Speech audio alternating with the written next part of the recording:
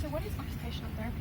So occupational therapy is the art and science of helping people do their day-to-day activities in a therapeutic sense, which affects their health and well-being for their benefit. Occupation is something you would regard as something you do that is meaningful in your life. So you could say you could walk Jerry down the road or something like that, Jerry being your dog. Now, that is different from activity, which is a general class of an action that we would do.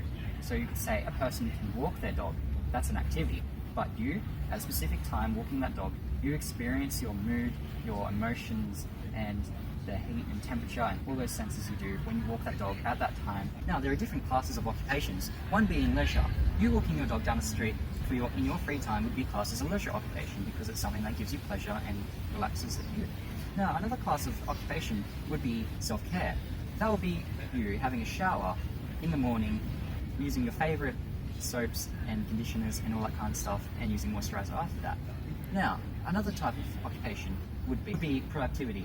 Now, this could be, for example, something as building something as small as an origami structure, or you working on a group project for a fun group in the community which you are a part of. This is not to be confused with a work occupation where you go to work for income, helping and participating in the community, such as a hospital or someone else's home.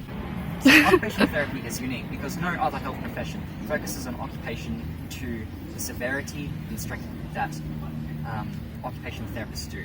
So we have a huge focus on client-centered therapy, which is where we put the client first and focus on their goals rather than our goals. Now, what this does is it promotes health and well-being for that client, and overall will benefit them, their goals, and thus will allow occupation as a therapeutic method to flourish. So where would you work as an occupational therapist? So an occupational therapist can work pretty much almost anywhere.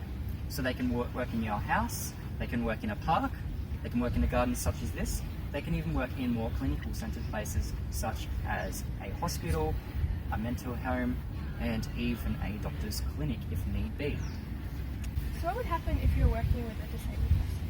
So in the case of a client having a disability of some sort, well, for example, if we're working with someone who uses a wheelchair to be able to get around, we would install ramps in their houses. Maybe they didn't have ramps in their houses before, but a ramp allows a wheelchair to be able to allow the person to be mobile around the home. Maybe they can't even get up, get something from the pantry or something like that. So we might even give them a tool such as maybe a claw, which allows them to extend their arms past their natural limits and be able to grab something.